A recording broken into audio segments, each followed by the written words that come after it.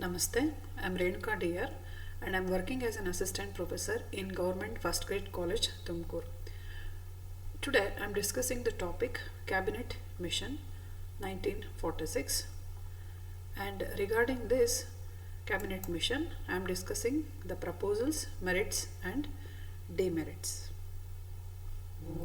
The objectives of this session is to make the students to aware of Cabinet Mission and its proposals, and what is the outcome, that is after this session the outcome will be the learner will be enabled to know the political developments in India pertaining to transfer of power.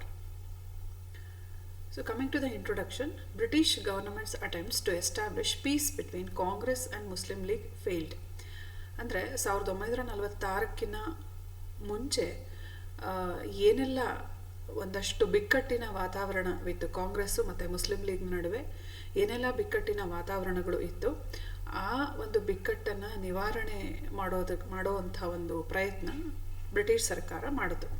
ಆದರೆ ಅದರಲ್ಲಿ ಅದು ಸಫಲತೆಯನ್ನು ಕಂಡುಕೊಳ್ಳಲಿಲ್ಲ. ನಂತರ the results of general elections held in 1945-46 created urgency to find solution for political deadlock. ಅಂದರೆ 1945 ಮತ್ತು 46ರಲ್ಲಿ ಏನು ಎಲೆಕ್ಷನನ್ನು result ಬಂತು, even ಅದು ಅಷ್ಟೇ ಕಾಂಗ್ರೆಸ್ ಮತ್ತು ಮುಸ್ಲಿಂ ಲೀಗ್ನ ನಡುವಿನ ಬಿಕ್ಕಟ್ಟನ್ನು ಮತ್ತಷ್ಟು ಹೆಚ್ಚಿಗೆ ಮಾಡುವಂಥ ಒಂದು ಕಾರಣ ಅಲ್ಲೂ ಕಂಡುಬರ್ತಾ ಹೋಗುತ್ತೆ. To solve this, British government sent special mission to cabinet ministers to India, special mission of cabinet ministers to India, and that is cabinet mission. ಅಂದರೆ ಇಲ್ಲಿ ಕ್ಲೆಮೆಂಟ್ ಅಟ್ಲಿ ಅವರು ಭಾರತಕ್ಕೆ ಸ್ವತಂತ್ರವನ್ನು ಕೊಡಬೇಕು ಅಂಥೇಳಿ ಅವರು ಘೋಷಣೆಯನ್ನು ಮಾಡಾದಮೇಲೆ ಭಾರತಕ್ಕೆ ಸಂಬಂಧಪಟ್ಟಂತೆ ರಾಜ್ಯಾಂಗದ ಸುಧಾರಣೆ ಆಗಬೇಕು, ಜೊತೆಗೆ ಬ್ರಿಟನ್ನು ಹಾಗೆ ಭಾರತದ ನಡುವೆ ಒಂದು ಒಳ್ಳೆ ಸಂಬಂಧಗಳನ್ನು ಕಾಯ್ದಿರಿಸ್ಕೊಳ್ಬೇಕು ಅನ್ನೋ ಉದ್ದೇಶವನ್ನು ಇಟ್ಕೊಂಡು ಒಂದು ನಿಯೋಗವನ್ನು ಅಥವಾ ಒಂದು ಆಯೋಗವನ್ನು ಭಾರತಕ್ಕೆ ಕಳಿಸ್ತಾರೆ. ಅದರಲ್ಲಿ ಕ್ಯಾಬಿನೆಟ್ ಮಿನಿಸ್ಟರ್ಸ್ ಇರ್ತಾರೆ, ಬ್ರಿಟಿಷ್ ಗವರ್ನಮೆಂಟಲ್ಲಿರುವಂಥ ಕ್ಯಾಬಿನೆಟ್ ಮಿನಿಸ್ಟರ್ಸ್ ಅದರಲ್ಲಿ ಇರ್ತಾರೆ. So this is called as cabinet mission ಅಂತ. ಈಗ Lord Pethick Lawrence, secretary of state of India, sir Stafford Cripps, president of the board of the trade, and Alexander the first Lord of Admiralty were members. ಅಂದರೆ ಇವರು 3 ಜನ ಇದರ ಸದಸ್ಯರಾಗಿ ನಾವು ಅವರು ಸದಸ್ಯರು ಅಂಥೇಳಿ ಗಮನಿಸ್ಬೋದು. So cabinet mission arrived on March 24, 1946. ಈ ಕ್ಯಾಬಿನೆಟ್ ಮಿಷನ್ನು ಭಾರತಕ್ಕೆ ಬಂದಂಥ ಸಮಯ ಅಂತ ಹೇಳಿದ್ರೆ 1946 ಮಾರ್ಚ್ 24ನೇ ತಾರೀಕು ಇದು ಭಾರತಕ್ಕೆ ಬರುತ್ತೆ. Then it put forward its proposals on May 16, 1946. ಅಂದರೆ ಮೇ 16, 1946ಕ್ಕೆ ತನ್ನ ಪ್ರಸ್ತಾವನೆಗಳನ್ನು ಇದು ಮುಂದೆ ಇಡುತ್ತೆ. So what is the purpose of cabinet mission? ಯಾವ ಉದ್ದೇಶಕ್ಕೋಸ್ಕರ ಕ್ಯಾಬಿನೆಟ್ ಮಿಷನನ್ನು ಕಳಿಸುವಂಥ ಒಂದು ಪ್ರಯತ್ನ ಆಯಿತು? Setting up of a constitution body, ಒಂದು ಸಂವಿಧಾನ ರಚನಾ ಸಭೆಯನ್ನು ರಚನೆ ಮಾಡಬೇಕು ಅನ್ನೋ ಉದ್ದೇಶ ಮೊದಲನೇದು.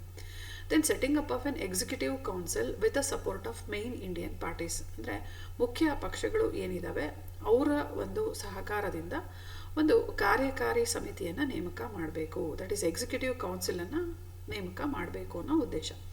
Then preparatory discussions with elected representatives of British India and Indian states. ಅಂದರೆ ಈಗ ಬ್ರಿಟಿಷ್ ಇಂಡಿಯಾ ಮತ್ತು Indian states, princely Indian states ಏನಿದೆ, ಈ ಒಂದು ಎರಡೂ ಭಾಗಗಳಿಂದ ಬಂದಂಥ ಎಲೆಕ್ಟೆಡ್ ರೆಪ್ರೆಸೆಂಟೇಟಿವ್ಸ್ ಏನಿದ್ದಾರೆ ಅವ್ರ ಜೊತೆ ಚರ್ಚೆಯನ್ನು ಮಾಡುವಂಥ ಉದ್ದೇಶವನ್ನು ಇದು ಹೊಂದಿರುತ್ತೆ. Then to secure an agreement as to method of framing constitution. ಅಂದರೆ ಈ ಪ್ರಿನ್ಸ್ಲಿ ಸ್ಟೇಟ್ಸು ಮತ್ತು ಬ್ರಿಟಿಷ್ ಇಂಡಿಯಾದ ಎಲೆಕ್ಟೆಡ್ ಸೆಕ್ರೆಟೇಟಿವ್ಸನ್ನು ಇಟ್ಕೊಂಡು ಅವರ ಒಂದು ಸಲಹೆಗಳನ್ನು ಪರಿಷ್ಕರಿಸಿ ಅದಕ್ಕೆ ತಕ್ಕ ಹಾಗೆ ಆ ಸಲಹೆಗಳನ್ನು ಗಮನಿಸ್ಬಿಟ್ಟು ಒಂದು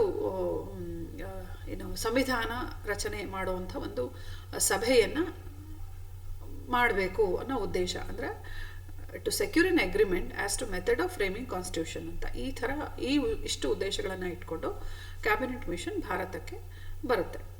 then what are the proposals of cabinet mission? ಅಂದರೆ ಏನೆಲ್ಲ ಪ್ರಸ್ತಾವನೆಗಳನ್ನು ಕ್ಯಾಬಿನೆಟ್ ಮಿಷನ್ ಮುಂದೆ ಇಡ್ತು ಅಂತ ನೋಡೋದಾದರೆ, there would be a union of India, that is British India and Indian states. ಅಂದರೆ ಒಂದು ಭಾರತದ ಒಕ್ಕೂಟವನ್ನು ರಚನೆ ಮಾಡಬೇಕು ಅನ್ನೋ ಉದ್ದೇಶ ಅಥವಾ ಒಕ್ಕೂಟದ ರಚನೆಯ ಪ್ರಸ್ತಾವನೆಯನ್ನು ಮುಂದೆ ಇಡುತ್ತೆ.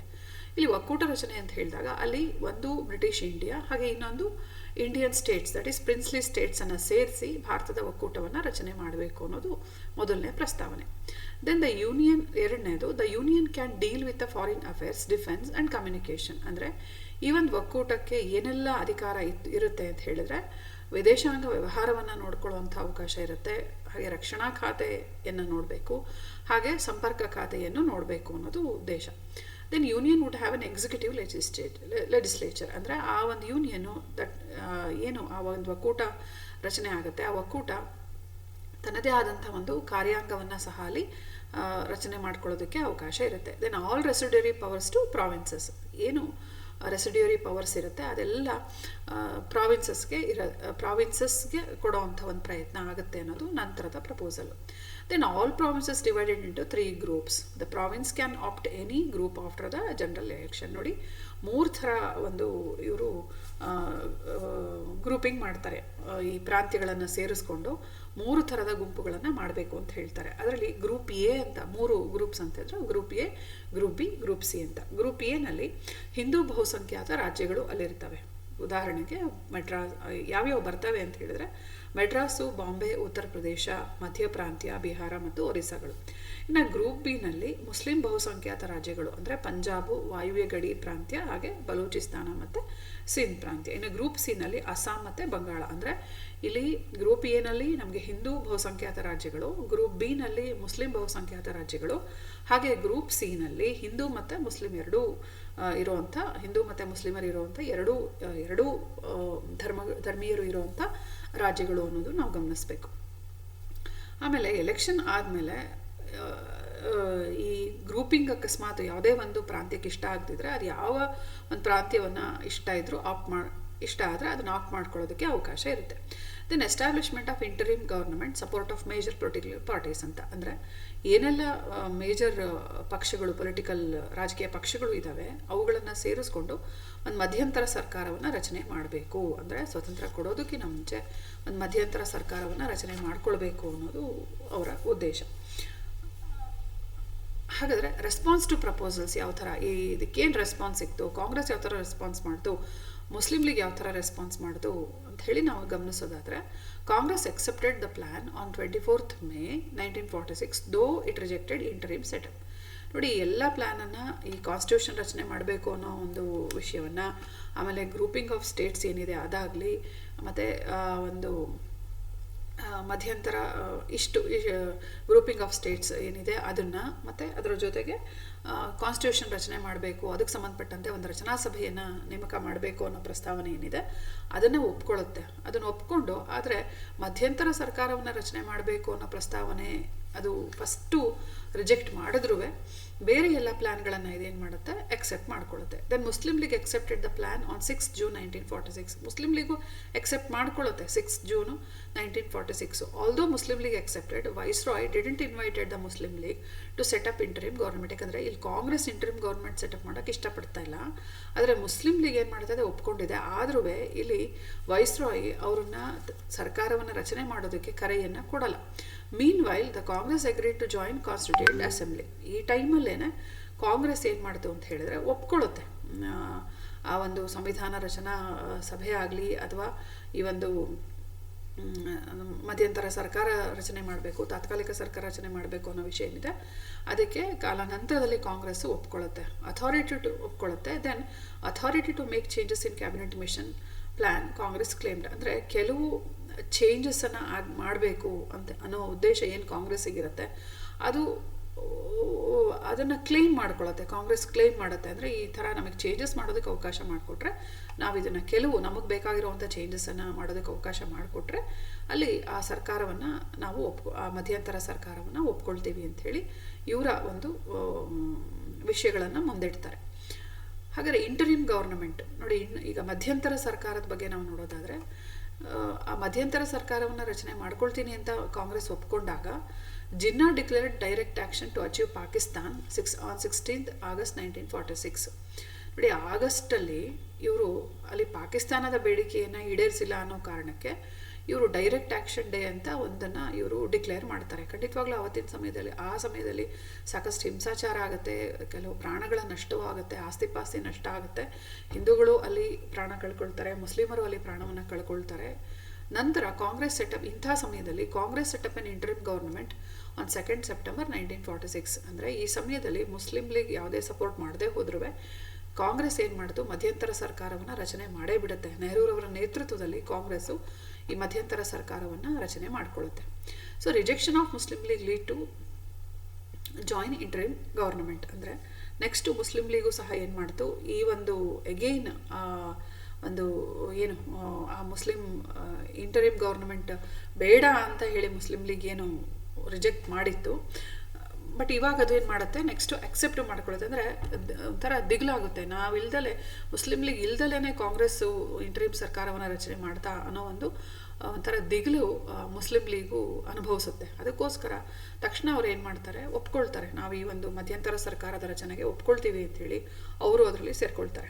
ಸೊ ಈ ಸಮಯದಲ್ಲಿ finance ministry to Muslim League, finance ministry ಏನಿದೆ ಅದನ್ನು ಮುಸ್ಲಿಂ ಲೀಗ್ಗೆ ಕೊಡ್ತಾರೆ. ಅಂದರೆ ಖಾತೆಗಳನ್ನು ಹಂಚ್ಕೊಳ್ತಾರೆ.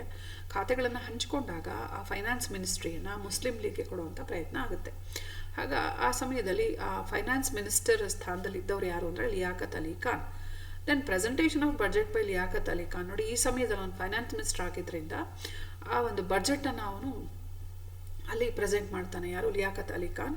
ಬಟ್ ಅದು ಪುವರ್ ಮ್ಯಾನ್ಸ್ ಬಜೆಟ್ ಅಂತ ಖ್ಯಾತವಾಗುತ್ತೆ. ಯಾಕಂತ ಹೇಳಿದ್ರೆ of course it affected Hindu capitalist. ಅಂದರೆ ಹಿಂದೂ ವಿರೋಧಿ ಸಿದ್ಧಾಂತ ಅಲ್ಲಿ ಇದ್ದಿದ್ದರಿಂದ ಎಲ್ಲೋ ಒಂದು ಕಡೆ ಹಿಂದೂ ಕ್ಯಾಪಿಟಲಿಸ್ಟ್ಗಳಿಗೆ ಅದು ಹಾನಿ ತರುವಂಥ ಒಂದು ಬಜೆಟ್ ಆಯಿತು, ಪುವರ್ ಮ್ಯಾನ್ಸ್ ಬಜೆಟ್ ಅಂತ ಹೇಳಿ ಅದನ್ನು ಕರೀತಾರೆ. ಸೊ ಅಗೇನ್ ಈ ಸಮಯದಲ್ಲಿ ಸಹಜವಾಗಿ deadlock between Congress and league continued. ಅಂದರೆ ಮತ್ತೆ ಇಲ್ಲಿ ಕಾಂಗ್ರೆಸ್ಸು ಮತ್ತು ಲೀಗ್ನ ನಡುವೆ ಏನಾಗುತ್ತೆ, ಭಿನ್ನಾಭಿಪ್ರಾಯಗಳು ಬಲವಾಗಿದ್ದರಿಂದ ಮತ್ತೆ ಬಿಕ್ಕಟ್ಟಿನ ವಾತಾವರಣ ಅಲ್ಲಿ ಸೃಷ್ಟಿಯಾಗುತ್ತೆ. ಸೊ ಇಷ್ಟೆಲ್ಲ ಆದ್ರೂ ಕೆಲವು ಮೆರಿಟ್ಸನ್ನು ನಾವು ಕ್ಯಾಬಿನೆಟ್ ಮಿಷನ್ನಲ್ಲಿ ನೋಡೋಕ್ಕೆ ಸಾಧ್ಯ ಇದೆ, ಕೆಲವು ಡಿಮೆರಿಟ್ಸನ್ನು ಕ್ಯಾಬಿನೆಟ್ ಮಿಷನ್ನಲ್ಲಿ ಪ್ರಸ್ತಾವನೆಯಲ್ಲಿ ನೋಡೋದಕ್ಕೆ ಸಾಧ್ಯ ಇದೆ. ದೆನ್ ನಾವು we will first discuss the merits of cabinet mission. So what are the merits ಅಂತ ಹೇಳಿದರೆ, it uphold the unity of India by refusing the demands of Pakistan. ನೋಡಿ, ತುಂಬ ಹಿಂದಿಂದ 1930ರಿಂದ ಮುಸ್ಲಿಂ ಲೀಗು ಏನು ಪಾಕಿಸ್ತಾನದ ಬೇಡಿಕೆಯನ್ನು ಇಡ್ತಾ ಬಂದಿತ್ತು, ಖಂಡಿತವಾಗ್ಲೂ ಅದಕ್ಕೆ ಇಲ್ಲಿ ಒಪ್ಪಿಗೆಯನ್ನು ಕೊಡ್ತಾ ಇಲ್ಲ. ಸೊ ಇದು ಭಾರತದ ಒಂದು ಐಕ್ಯತೆಯನ್ನು ಎತ್ತಿ ಹಿಡಿತಾ ಇದೆ. Unity, it uphold the unity of India by refusing the demands of Pakistan. ಇದು first. Then it put a break to communal representation. ನೋಡಿ, ಇಲ್ಲೂ ಅಷ್ಟೇ ಮತೀಯ ಪ್ರಾತಿನಿಧ್ಯಕ್ಕೆ ಇದೇನು ಮಾಡ್ತಾ ಇದೆ, ಅವಕಾಶವನ್ನು ಕೊಡ್ತಾ ಇಲ್ಲ. ಯಾವುದೇ ನಿರ್ಧಾರಗಳಾಗಬೇಕಾದ್ರೆ ಅಲ್ಲಿ ಎಲ್ಲರ ಒಂದು ರೆಪ್ರೆಸೆಂಟೇಷನ್ಗೆ ಏನು ಮಾಡ್ತಾ ಇದೆ, ಮಹತ್ವವನ್ನು ಕೊಡ್ತಾ ಇದೆ. Then gave the chance to set up an interim government. ಇಲ್ಲಿ ನಮ್ಮದೇ ಆದಂಥ ಒಂದು ಮಧ್ಯಂತರ ಸರ್ಕಾರದ ರಚನೆಗೆ ಅವಕಾಶವನ್ನು ಮಾಡಿಕೊಟ್ಟಿದ್ದು ಮತ್ತೊಂದು ತುಂಬ ಗಮನ ಸೆಳೆಯುವಂಥ ವಿಚಾರ. ಅಂದರೆ ಮೊಟ್ಟ ಮೊದಲ ಬಾರಿಗೆ ಈ ಥರ ನಮಗೆ ನಮ್ಮದೇ ಆದಂಥ ಒಂದು ಸರ್ಕಾರವನ್ನು ರಚನೆ ಮಾಡಿಕೊಳ್ಳೋ, ಅಂದರೆ ಮುಂದೆ ಆ ಥರ ಒಂದು ಅವಕಾಶ ನಮಗೆ ಸಿಗುತ್ತೆ ಅನ್ನೋದನ್ನು ತೋರಿಸ್ಕೊಡ್ತಾ ಇರುವಂಥ ಒಂದು ಗುಣ ಅಂತಲೇ ನಾವು ಹೇಳ್ಬೋದು. Then it followed the path of democratic nature in framing the constitution.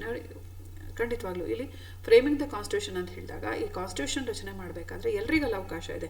Princely ಸ್ಟೇಟ್ಸ್ಗೆ ಅವಕಾಶ ಇದೆ, ಹಾಗೆಯೇ ನಮ್ಮ ಈ ಬ್ರಿಟಿಷ್ ಇಂಡಿಯಾದ ಪ್ರಾಂತ್ಯಗಳಿಗೂ ಅವಕಾಶ ಇದೆ ಅಂತ ಹೇಳಿದಾಗ of course it is democratic in nature.